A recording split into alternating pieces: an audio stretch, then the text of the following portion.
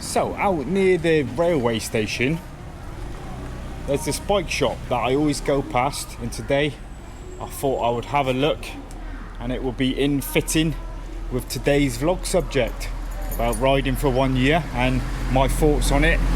So I thought I would just have a look here. There's another one next door, so we'll go and have a look at that as well in a minute. I just wondered if they had any Yamaha Aerox in the place. I've seen one next door, so I know there's one back there, but I can't see any Aerox here. I mean, it might be a rental store, but I'm sure they're all for sale. Ah, there's a couple Aeroxes. There's one there, there's two. Swaddy cap. This rental or for sale? Only sale. Ah, sale. Yeah. So there's two Aerox here. The red and the black one's pretty smart, innit? I don't like that green one so much, but they look nice, don't they? It's in good nick. How much are the Aerox? Aerox, 79,900,000. 79,900. Yes. Both the same price. Okay, and how old are they? 1 or 2 years. 1 or 2 years old. 79,900. Yeah, they're clean, 1 year old. And you just have two Aerox? Yes. Okay. 80,000. But red and black cheaper. Red and black cheaper. How much the red and black? 75. 75,000. Yes. Oh, and he has a lot of big bikes here, a lot of clicks and a lot of waves. Got some big bikes out the front. 79,000. That seems a little bit steep for an Aerox actually, 1 year old. I'm sure you can get a new one for that, right? But yeah, I'm just gonna have a look in the one next door here. So there's a little store next door, but they got a little garage as well. I've seen a blue one here. I really like the blue ones. I thought I did. Nah. I thought that was an Aerox when I went past, but it's not. It's a Yamaha Mio. Yeah, I don't like them so much.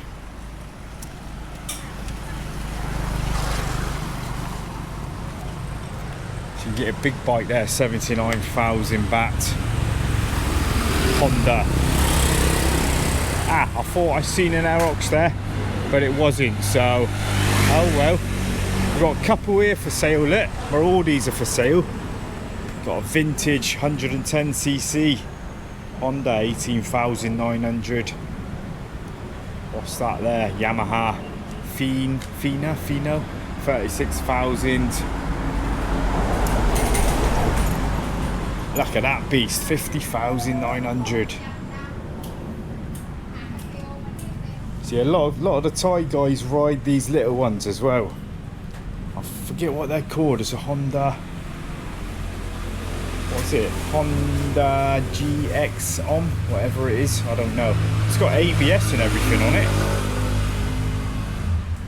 There's some classic bikes back here.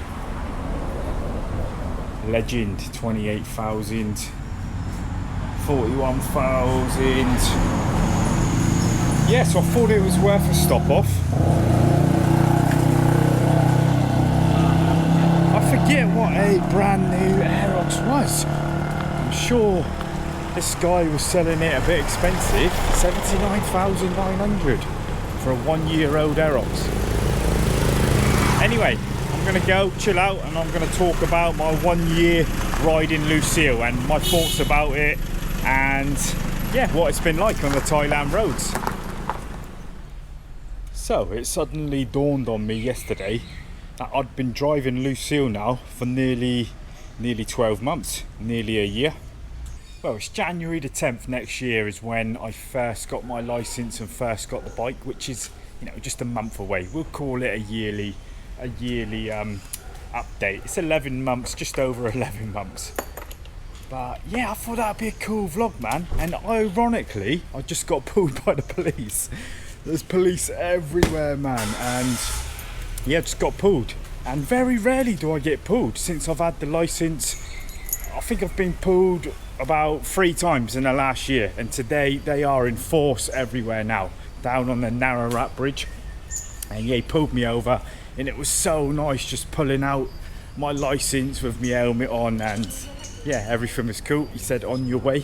For people that don't know, people that don't follow my channel, I've been in Chiang Mai Thailand now for 3 years, and the first 2 years of that time I rode a mountain bike, a bicycle around the city.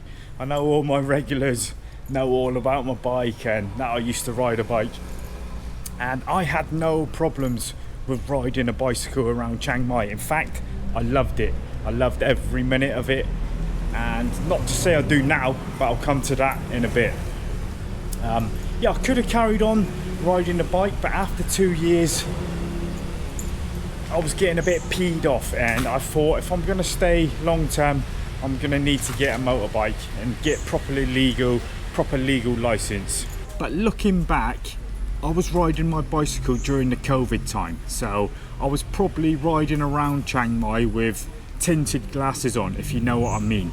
I found it so easy and so good doing that because the streets are empty. Looking back now, when I think about it and see what the roads are like now, would I like riding the bicycle around now? And the answer is no, because when I do take that bike out now, it is 10 times worse than what it was. The longer you have a motorbike, you don't want to go back, do you? The only thing I would go back for is the fitness.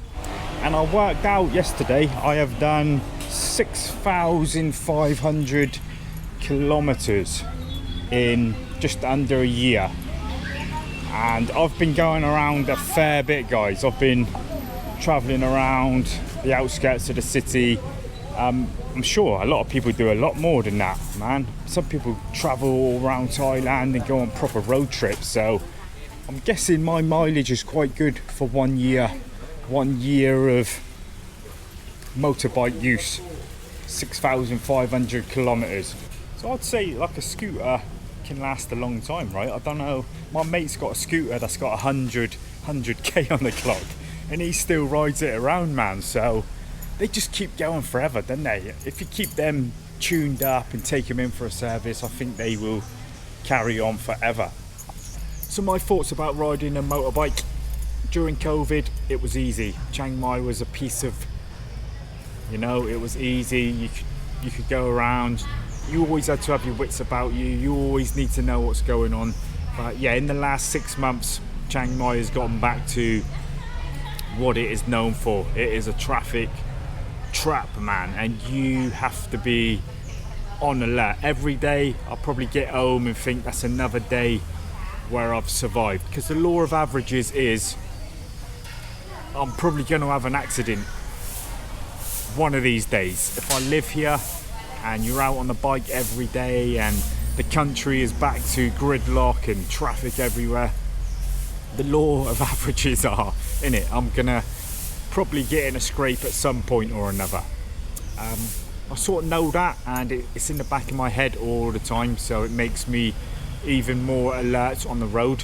I'm not one of these riders that goes out and just doesn't think of nothing. I've always got that in the back of my head that, you know, I'm telling myself to be careful, watch what you're doing. Sometimes you drift off, we all drift off, don't we, on the roads, and then I tell myself again to wake up. So I have had one accident in 1 year, and it wasn't really an accident, it was I fell off. I hit some gravel on the highway and I went down, and Lucille is still bearing the scars of that. So when I went down, all this came off here. I've got tape up here, and you can see there on the side. What else? I got some scrapes. I got some tape covering the scrapes on the side, and luckily, because my foot peg was out, I think none of the back really got scratched, guys. So she only come off with minor scrapes. Now then, the bicycle really helped me transition over to Lucille. I think that was the key for me, just hitting the road and not being overwhelmed by anything. That bicycle taught me how the Thailand roads work, what to do, how the Thais think. And yeah, it was a clean transition for me. I think if you're going straight to a scooter here with no experience back home, it could be a little bit different. I never rode a motorbike back in England, but I've had some experience. My uncle had a farm and we rode scramblers when I was younger. My cousin and my uncle's farm, they had scramblers and four-wheeled motorbikes. They had loads of them, and we used to burn around the fields, you know, not a care in the world. Didn't know about how to ride it properly. You just, because you was in an open field, we burned around, and yeah, I never really had no accidents then. The part of riding the motorbike here wasn't the problem, it was the roads. So yeah, coming back to the bicycle was what really helped me. So we're down in the old city at the minute, and yeah, I'm going to do a walk around again soon. I'm going to do an update vlog around Chiang Mai. We'll have a walk around and a chat, see what's happening, show you what's happening around the roads. And yeah, I thought that's good every now and then before we take off again and have a wander around on a road trip. So you get your coconuts here, 40 baht, passion fruit, 20 baht. So I'm actually going to meet Sam in a minute for some food, so I've only got 10 minutes. This is just a small vlog. Maybe it can help somebody. I know a lot of people watch my vlogs and they see my experiences, and it helps someone when you've never been here, right? When you're watching one of your vloggers, one of your favourite vloggers.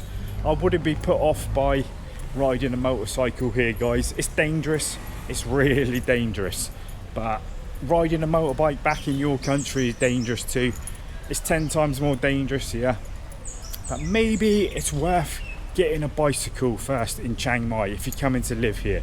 Maybe ride around the city on a bicycle for a few weeks or a couple of months before you get that scooter. Would I feel comfortable on a bigger bike here?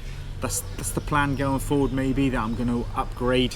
I'm going to take it in stages, sensible, like you should do, I think. Bicycle 125, 150, 250, and carry on like that. I mean, you can die or have an accident on any size bike. I don't think it really matters the size of the bike. I mean, some people say these scooters are the most dangerous, and they probably are. Just a piece of plastic and a metal frame, whatever it is. It's not a lot to save you, really, is it? Anyway, it was just a small waffle on 1 year. It dawned on me last night, looking at my license, that I've been on the road for 1 year. So I've got 1 more year on this Thai license before I have to update again. You start off with a 2-year license, and then you have to go in again and yeah, apply for the 5-year license. So I want that 5-year license, so then if I go anywhere, when I come back, I haven't got to redo the test. I mean, 5 years is long enough to maybe head back home or go somewhere else and come back. So I think if the 2-year license is run out, once you're not in a country, when you come back, you have to do it all over again. I'm sure there's a bit of leeway time where you don't have to do that. But if you're gone for a long amount of time, you have to redo it when you come back, I think. So yeah, I don't want to be doing that. Anyway, I'm going to meet Sam at the vegetarian place, get some grub, and yeah, we're going to be out soon. We're going on another trip. So, and there's going to be more vlogs like this where we're doing some subjects, because I used to do these and I really like doing them, little helpful tips. So I'm going to stop waffling and I'll see you in the next one. So take it easy, man. Take it easy.